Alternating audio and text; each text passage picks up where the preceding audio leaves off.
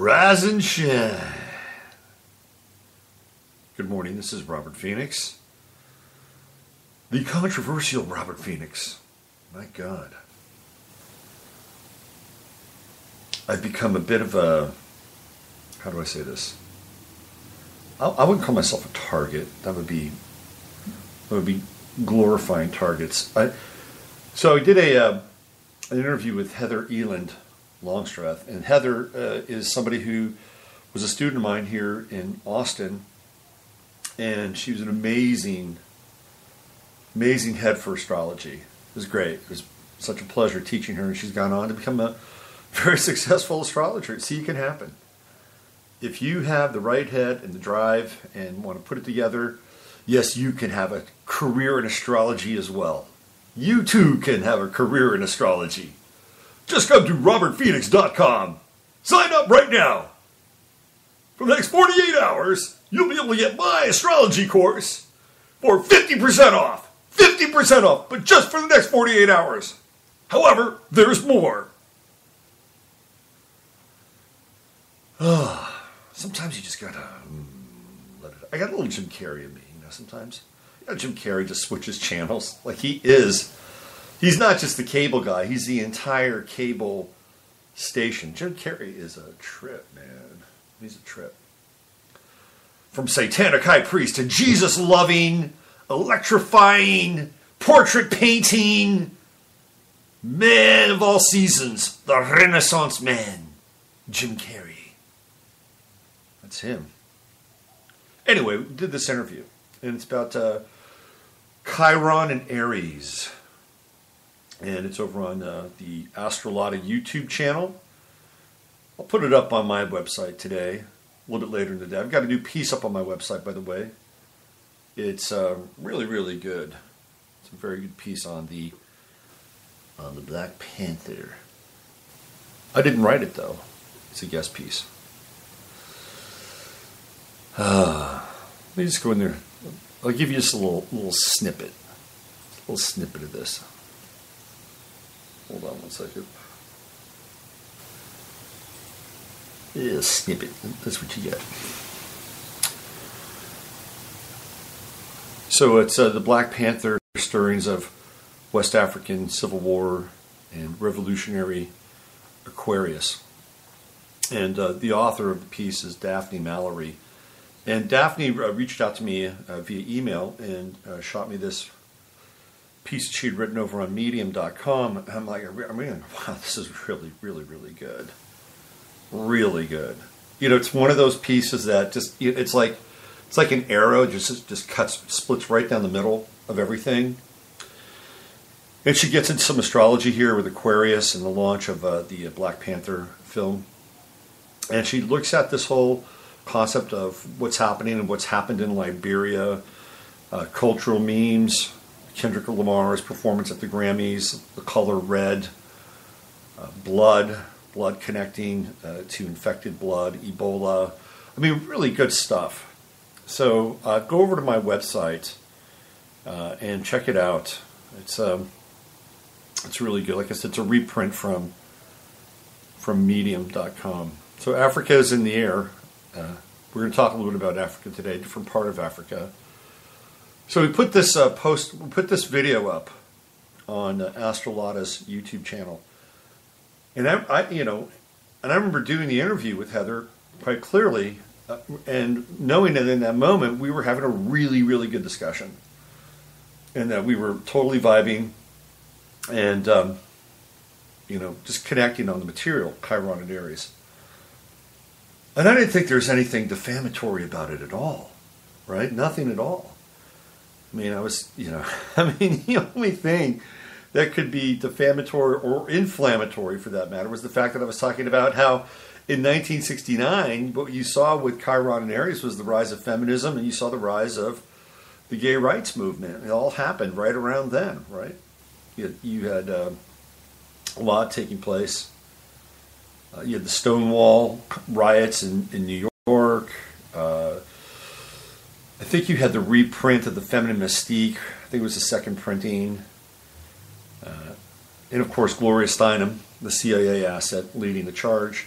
So I talked about this. I didn't talk about it in any other way than noting the cultural synchronicities and ramifications of these movements as it related to Chiron and Aries. And I said, here we go, we're coming around again. And this time it could be different. This time it could be about men with Chiron and Aries.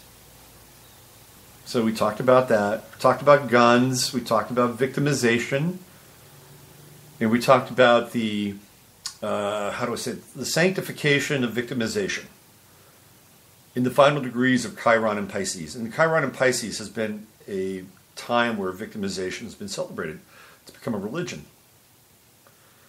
It's taken the sort of the pathos and the suffering and the crucifixion memes and the crucifixion energy and the crucifixion imagery without Christ, where towns become crucified and have to go through some kind of very somber and yet sort of collective embrace of their tragic condition. Boston strong. San Bernardino strong. Santa Barbara strong. You know, this is what we've seen. And that's not to say that some of these places people didn't die or there wasn't suffering. I had a really interesting connection yesterday with a client who lives in Lafayette, and we talked about the shooting there that took place. And I was in Lafayette at that time for a baseball tournament, and there was a shooting going on there, and it was a pretty famous one. And one of the gals that got killed, this fellow actually knew, and he said it really just blew a hole through a community in Lafayette. And I thought, wow, that's really interesting that now I'm talking with somebody who was actually there, boots on the ground, and actually knew the person in a very intimate way.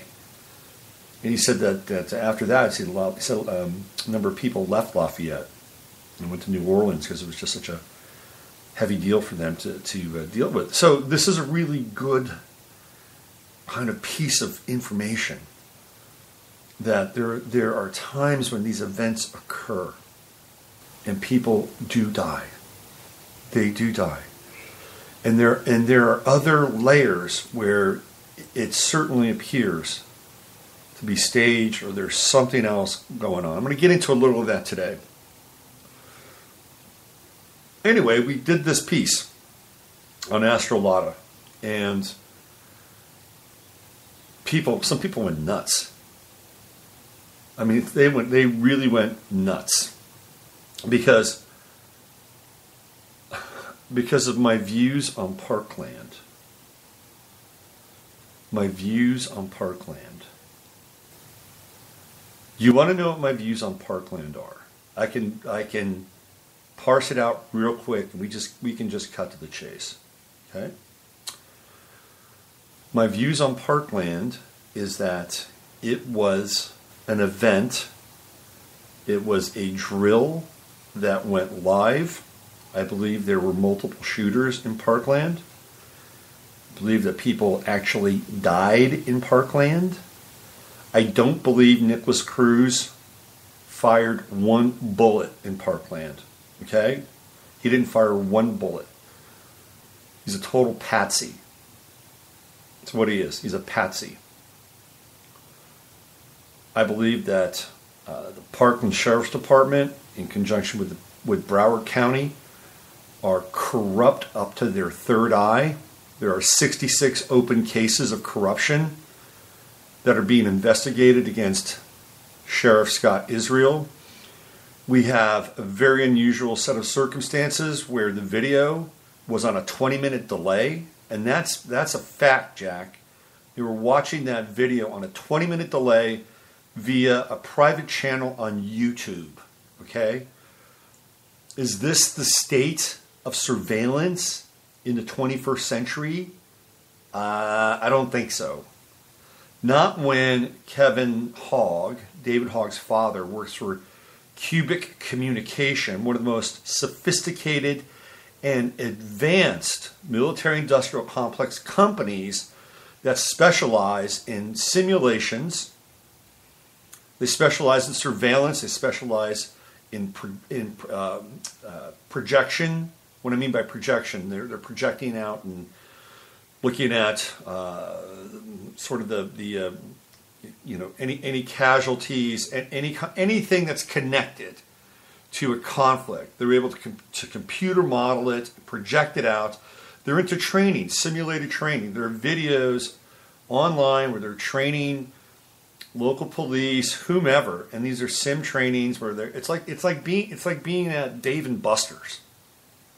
I swear to God, it's like being at Dave and Buster's, and the simulated training is just a bit more, how shall we say, sophisticated. So we know that this is what David Hogg's father Kevin does. He works for the military-industrial complex. And if you cannot open your eyes enough to see it, I'm sorry, I can't help you. Okay? I can't help you. What else do I feel about Parkland? I feel that the kids that are out in front are a very, very small minority of that school in terms of what happened, what it represents. They're being propped up, moved around the country, flying around on planes. They have a number of Soros-backed groups now who are completely behind these kids. They are the front lines. They were the front lines of disarmament in this country, and also leading to the disassembling of the First Amendment, which is taking place before our very eyes on places like YouTube and Twitter. Now, you may say, well, it's because people are being hateful, or people are bullying them, or people are using their multimedia platform to drown out a very important message, which is about safety and security and all those other things, which are important. They're important, but those are just ultimately excuses to silence any kind of dissent or silence any kind of opinion that differs from the one that's being pushed 24/7, okay? And I have a great deal of compassion for people who have lost their lives in these events. And I also have a significant amount of moral outrage and indignation about what's driving these events and the sacrifices that are literally being made in order to forward and advance an agenda. And that agenda is multifold. Okay, it's manifold. That agenda is manifold and it's multidimensional.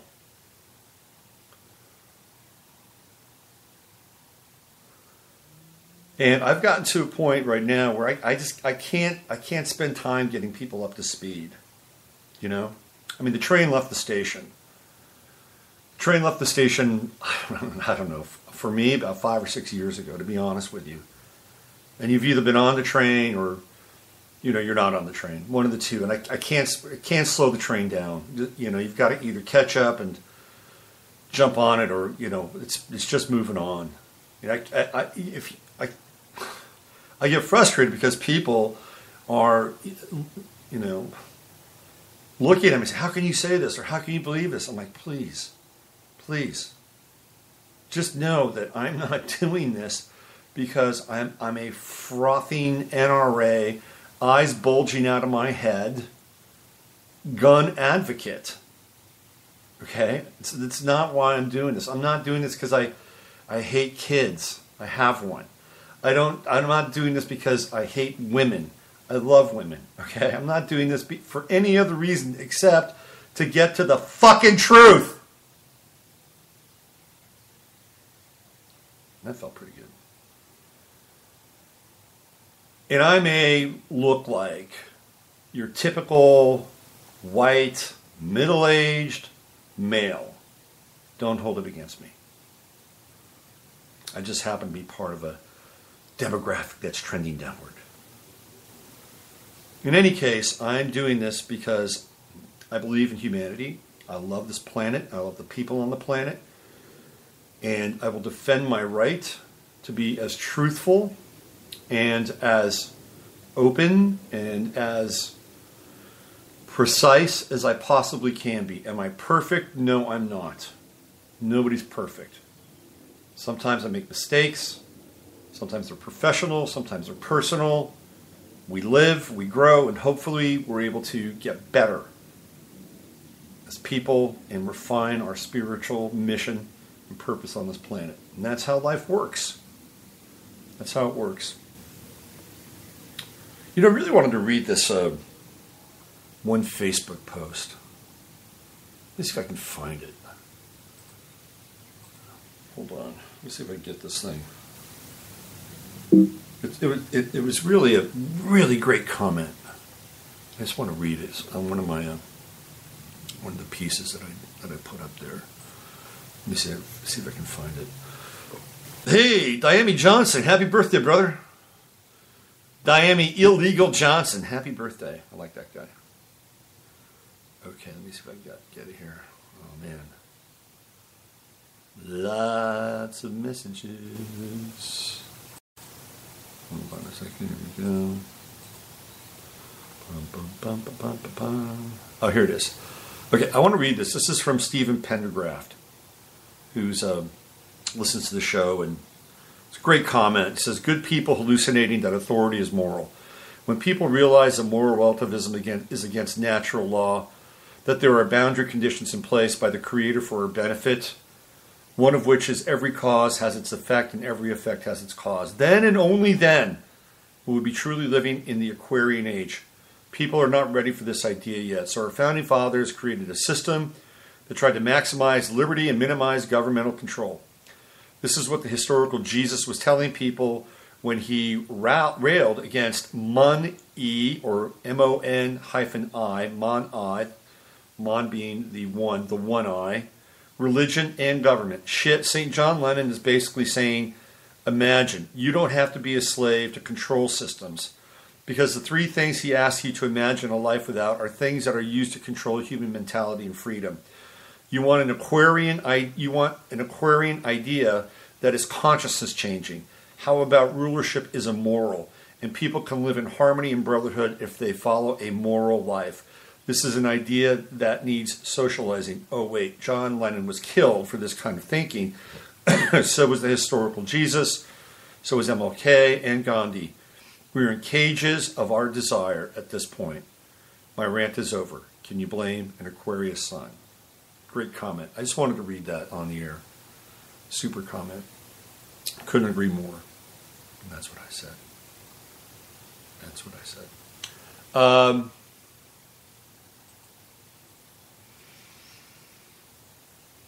So we're living in this time now, and things are changing. They're changing really quickly. Dick's has just decided that they're not going to sell a gun to anybody under 21, which is just ridiculous, because if you're 18 years old, you can go and serve for your country and frickin' die for your country, Dicks. Ugh. But that's okay, because people will allow Dicks. Oh, Dick's. Let's go shop at Dick's. They're so moral. Oh, I feel so good when I shop here. Oh, I don't care what I get. Let's get a gift card. Oh, better yet, let's get some kerosene. And let's burn down Cabela's! I'm sorry. This is what happens every now and then. The contrarian emerges from within the scaly membranes. Ah, yes. Humans, we're interesting, aren't we? We are interesting. Big wide channel. So what's going on here, and how does it relate to what's happening in South Africa? Oh! Boy, am I going to push some more buttons today? Am I going to be branded more hateful? More angry? Is that what's going to happen now? I put out my views on Parkland. I believe it was a tragic event, and there are dirty hands all over it. dirty, and if you had any real moral outrage, you would get past. You would pass the official narrative, and you'd use one scintilla of your intellect and your ability to go beneath the surface of something and dig in and find out that it stinks to high heaven. And then you would redirect your moral outrage in a different direction. But would you do that? No, you wouldn't. You know why? Because it would be unpopular. It'd be unpopular. And you would have to cut against the grain of people that are your friends, people that are part of your social network, people that are part of your support system, perhaps your own family. And I'll tell you right now, not many people, male or female, have the cojones to do that. Because when you do that, you separate yourself out from the herd. And there's protection in the herd, theoretically. And when you're out there, you're vulnerable and you're alone. And you're looking around for some level of support, somebody that can say, yeah, I see that too. I get that too. Most of the time, people will just absolutely reflexively make a decision based on 90% of what I just said. So what's happening in South Africa? Well, glad you asked. This is from RT. Of course, RT. It's a scandalous website, publication, scandalous cable channel. So the time for reconciliation is over. South Africa votes to confiscate, and I'm going to use the term white-owned land. I'm sorry, it may offend people that I'm using the word white. Maybe they'll ban that next. Now that they're banning the word gun in Google searches, perhaps white is next to go. Where'd it go? Where'd white go? White is no longer a color anymore. White's a condition. The South African Parliament voted on Tuesday in favor of a motion seeking to change to allow white-owned land expropriation without compensation. The motion, which was brought by Julius Malema, the leader of the Radical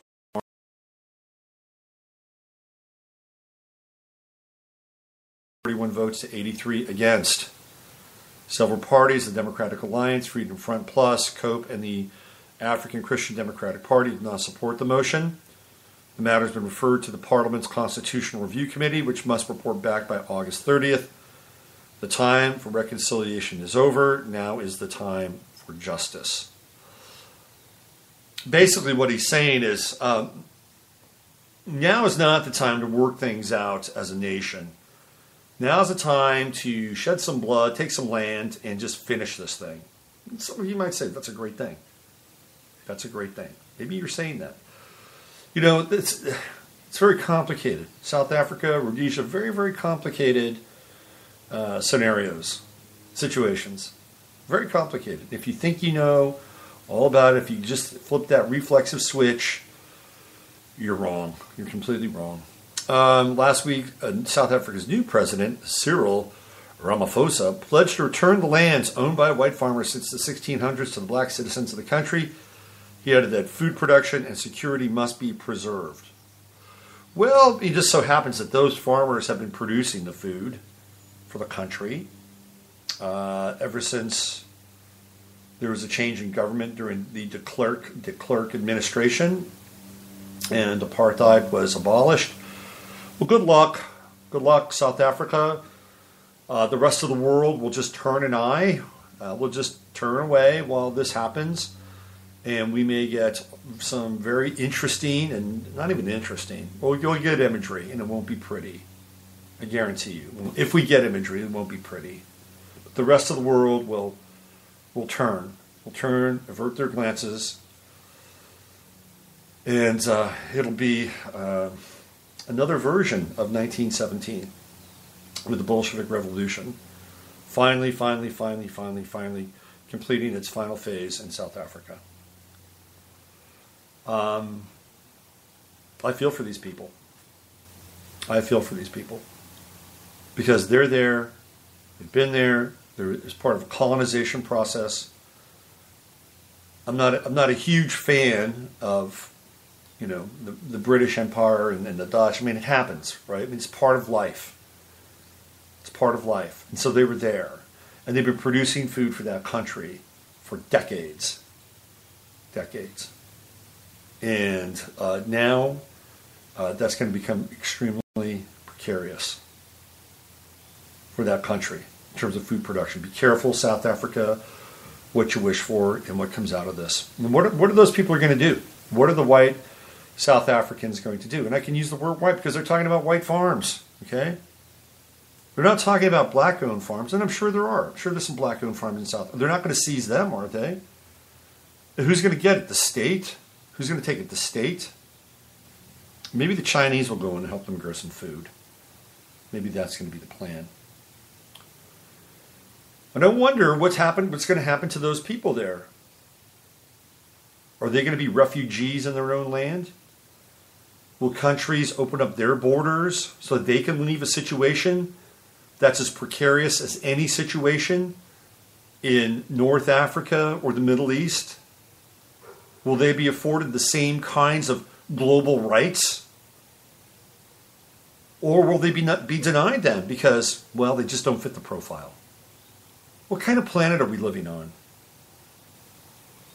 Where equality and freedom and justice are not equal at all.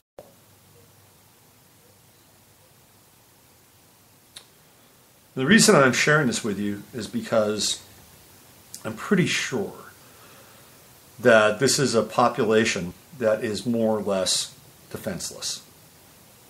Okay? And we have to watch out for scenarios in the world. And I don't care.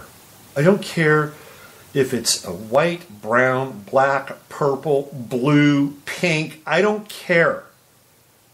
If there is a confiscation of property and resources, it stinks to high heaven.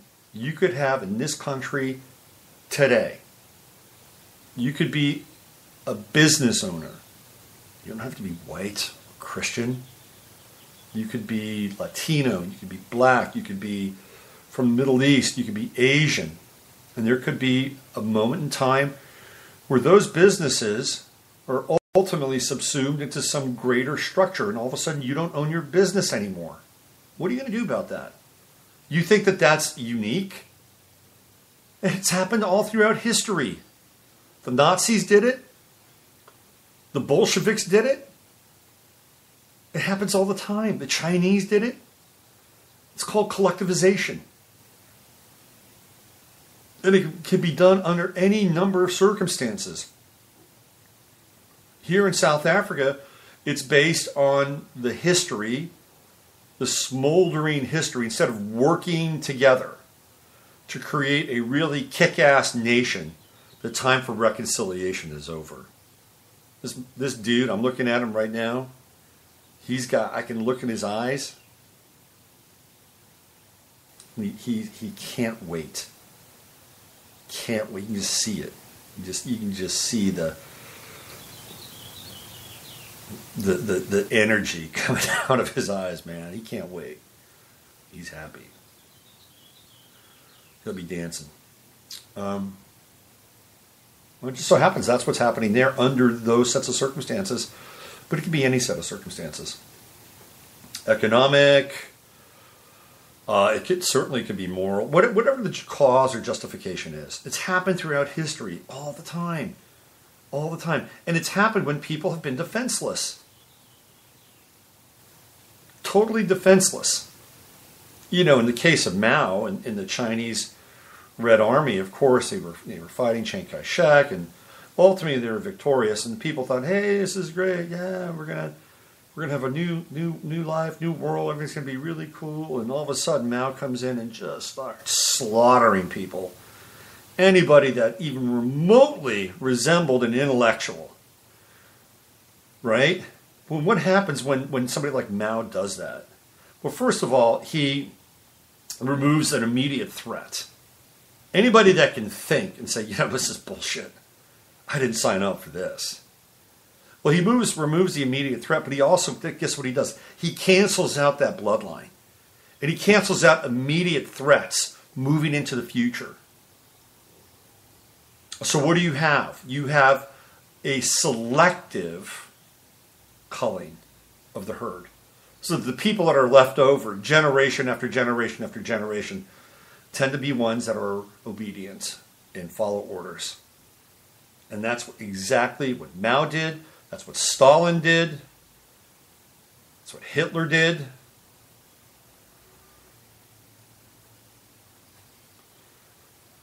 And in the case of the Chinese people, did they have any guns? I'm sure as soon as that war was over, hey, thanks for that rifle. You were really great. Now turn around and start walking. Right? I mean, and even in Russia, most of the people were defenseless. You know, when they came in and they took over the farms in Russia, they were totally defenseless. Or if they did have any kind of defense, they were few and far between. They just didn't have the numbers. I'm not a fearmonger. Come on, I'm not. I'm painting history. I'm showing you history here. This is what happens. And this is what's happening in South Africa. And you may say this is great, and you may say, I'll welcome this. I'll welcome some form of collectivization.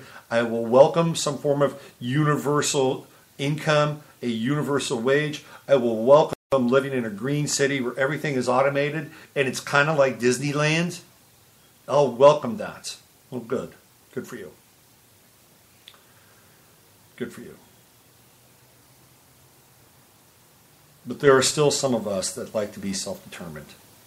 There are still some of us that like to be able to embrace the idea that we're an individual and that we have thoughts and we have feelings and we have the exact same, we have the same hearts that beat as everybody else does. And we are, I believe, kind of in this phase now, this kind of twilight liminal phase where the human spirit is really on the ropes in a lot of ways. And I refer to My Dinner with Andre and some of the conversations that Andre Gregory had with Wally Shawn. And I play that little clip. You know, I played that clip before, and it was used in some sort of a sample for a song. Let me just see if I can play that clip again. And maybe I'll just close the show out on that. Let's see if I can find that. Oh, there's more I wanted to read about. I don't want to do it yet. We still got to go through the time tunnel.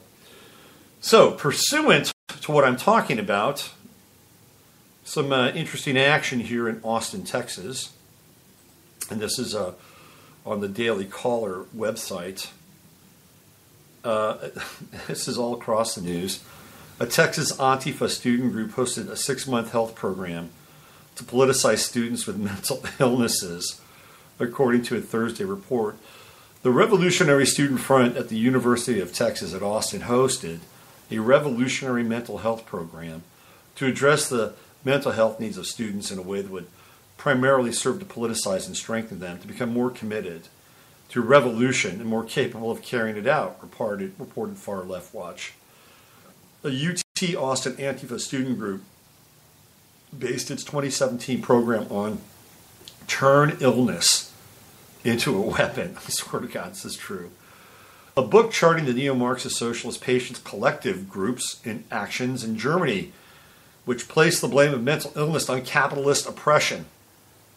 The Revolutionary Student Front sought to create a healthcare system that not only treated students for their mental illnesses, but also mobilized them to fight capitalism. You cannot have socialism/communism without capitalism. If there wasn't capitalism, socialism and communism would not exist. They have to have that counterbalance, which is one of the reasons why capitalism was created. Capitalism is very, very different than economics. It's a system that arose out of the military-industrial complex, but it is part and parcel with socialism and communism. If you're not up to speed, all I have to say is 2 words: Anthony Sutton. Okay, Anthony Sutton. Look him up. Watch the videos. The primary method of combating the symptoms of mental illness that we face under capitalism must be organizing those suffering to come into violent class conflict with the system that creates their illness, said the group in its 13,000-word manifesto. Now look, could this be some bullshit that the right created? I mean, maybe. The far right might. I mean, look, we're living in a hall of mirrors, okay? So I'm willing to entertain that maybe this could be some heavy, hardcore right propaganda in order to prop up the left, create Antifa, and then come back even harder with a counterpunch. Hey, sometimes you got to think that way. But I'm going to look at it at face value here. This is going on right here, and I had at least 3 people send this to me. That's happening in my backyard right here in Texas. University of Austin is a trippy place. I'll tell you, the University of Austin has 2 things about it that are kind of remarkable. It has the Gutenberg Bible. The Gutenberg Bible is here at UT. It also has the collected works of Aleister Crowley, basically in the same proximity of the museum that the Gutenberg Bible is in, and the library where Crowley's works are actually housed. That'll give you some indication of what happens at the University of Texas and that kind of polarity, right, that exists there. So anyway, this is going on, and it's like, really? But this is the world we're living in now, and you better wake up and smell the coffee. Unless, of course, you're just kind of riding along with the tide, in which case, well, good luck. I'll be a really good life preserver. Should we do a little time tunnel today? Should we time tunnel it out? Let's do that. Let's get into the time tunnel. Interesting day. Interesting.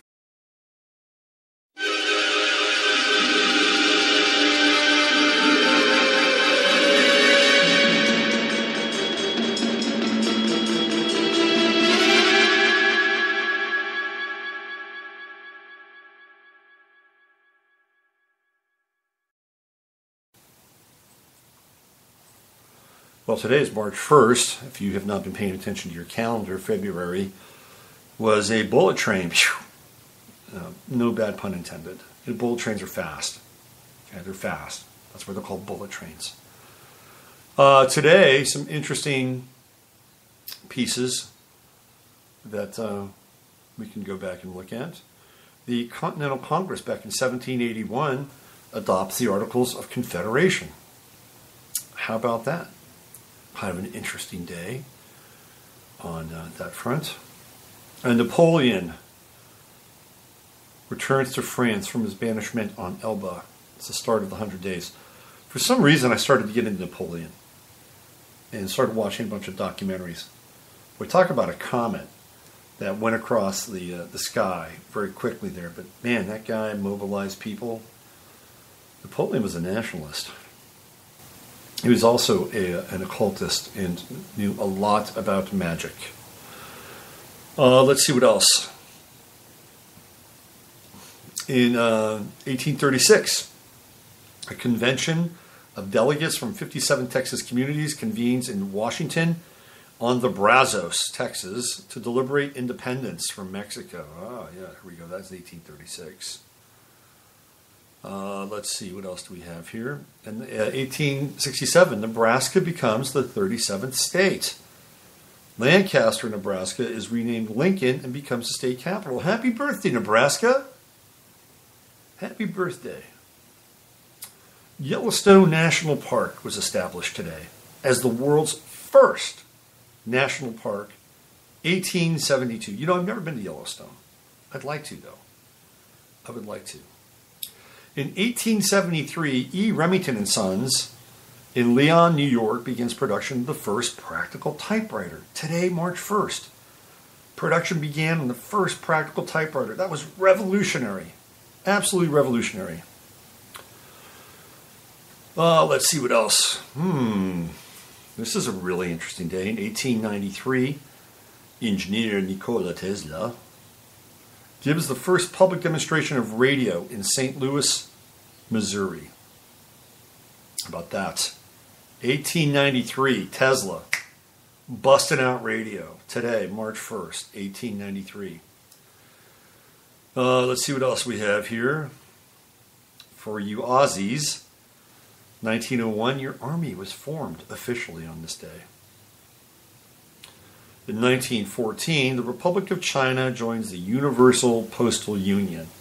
That means that they could receive packages from Alpha Centauri and Betelgeuse, because it is the Universal Postal Union. It's not just global, it's universal.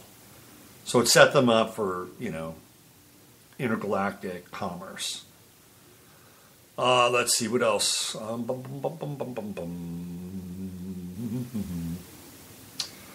1917, the Zimmerman Telegram is reprinted in newspapers across the United States after the U.S. government releases its first unencrypted text. How about that? There's a lot of really interesting developments in, like yesterday, we talked about David Sarnoff, and he was demonstrating television. I mean, so there's a lot of really interesting developments with communication during the last 2 weeks of February and like the first, week to 2 weeks in March. And that would make a lot of sense because that's the end of Aquarius. But even with the sun in Pisces, there's probably a good chance that a number of these events would have, either Mercury or Venus stationed somewhere in Aquarius as well. So it makes a lot of sense. Let's see, what else? Charles Lindbergh's son, reportedly kidnapped in 1932. The Hoover Dam was finished today, 1936. That's quite an accomplishment, that Hoover Dam. Have you been out there? I have. Quite an accomplishment. 1936. Okay, what else we have? Oh, let's see. The Bank of England was nationalized in 1946. Was that such a good thing? I don't know. In 1947, 1 year before the Bank of England is nationalized, the International Monetary Fund begins financial operations. You think that's just a little bit of a coincidence? I don't think so.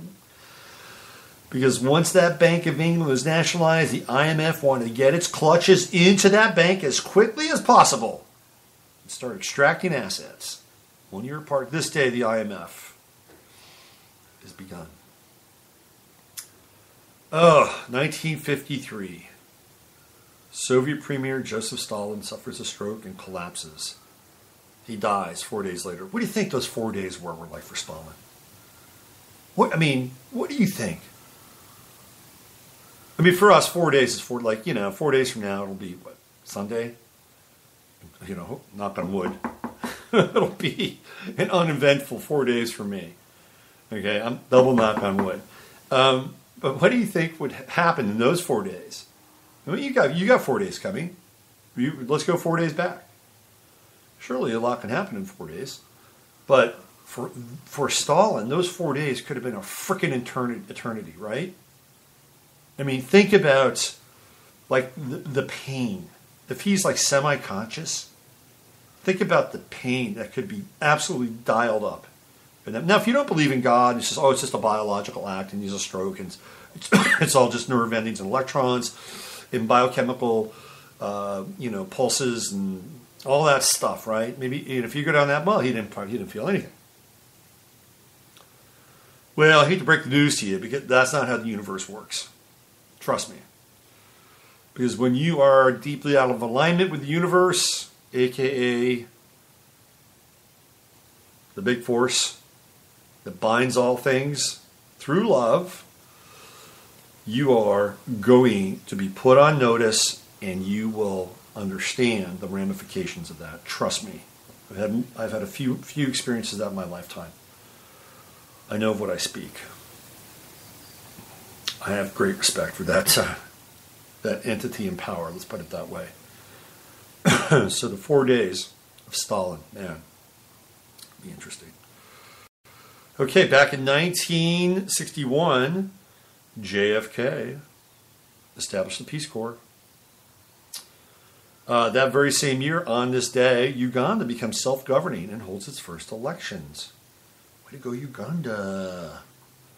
1966, the Ba'ath Party takes power in Syria. Interesting. This is a very interesting day in terms of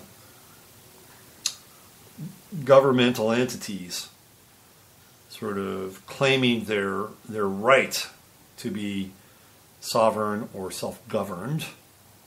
Look at this, 1972. The Thai province of Yasothon is created after being split off from the Ubon Ratchathani province. So again, we have the forking off and having this kind of sovereign representation.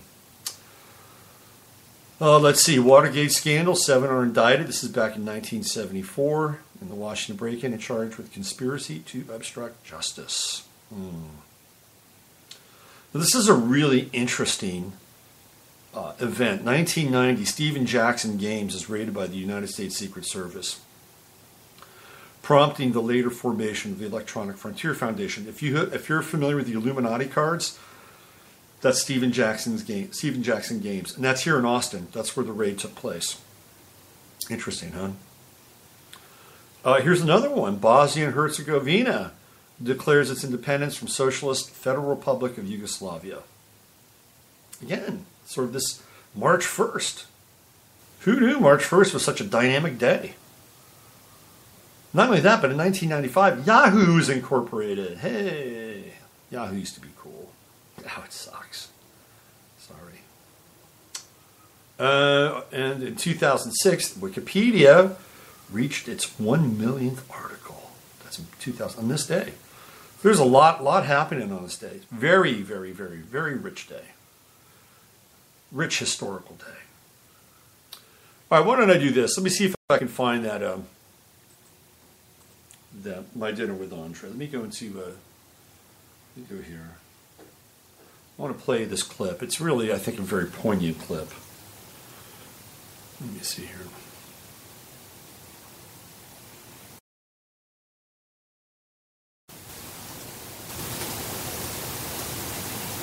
All right, here we go.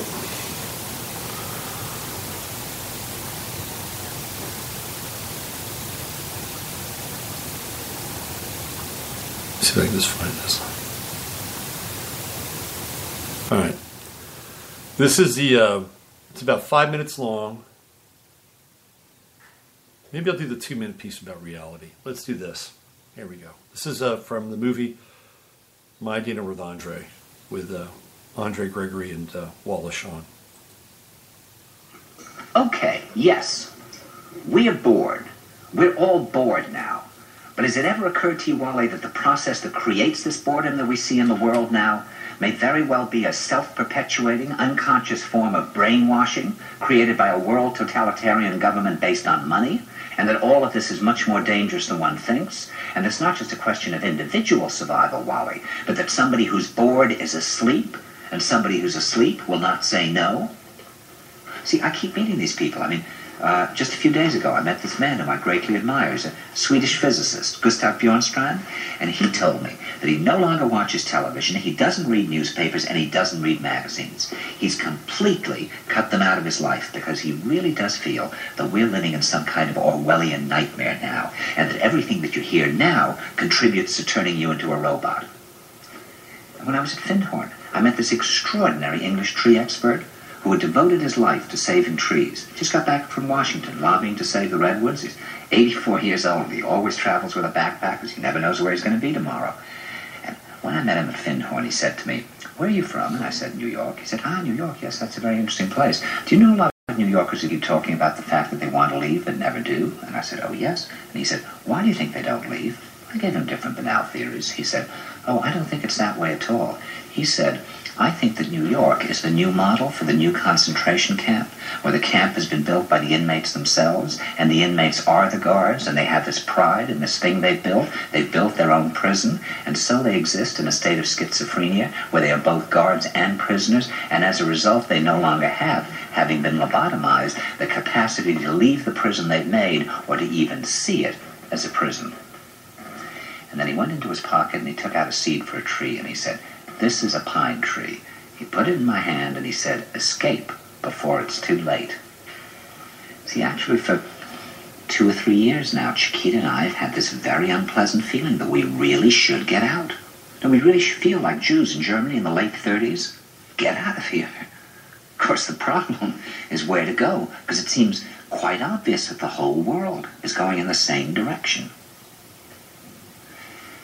See, I think it's quite possible that the 1960s represented the last burst of the human being before he was extinguished, and that this is the beginning of the rest of the future now, that from now on there'll simply be all these robots walking around, feeling nothing, thinking nothing, and there'll be nobody left almost to remind them that there once was a species called a human being, with feelings and thoughts, and that history and memory are right now being erased, and soon nobody will really remember that life existed on the planet. Okay. There you go. One of the most powerful excerpts from one of the most powerful movies of all time, My Dinner with Andre. And if you have not seen it, I highly, highly, highly, highly, highly recommend it. And what's the message? Retain your humanity. You retain your humanity amidst the insanity. And if you want to knock me for that, well, go right ahead. Because inside your humanity is your divinity, your divine source, which makes you absolutely and utterly unique. You have your own unique code. Everybody has their own unique code. Isn't that amazing? And if you listen and if you allow it to flower and unfold, it's a tremendous expression. Tremendous. I mean, the entirety of the universe is inside of you. You don't have to alter it one bit. It's all inside of you. And the challenge is that we have been artificially interrupted in terms of that organic and analog development.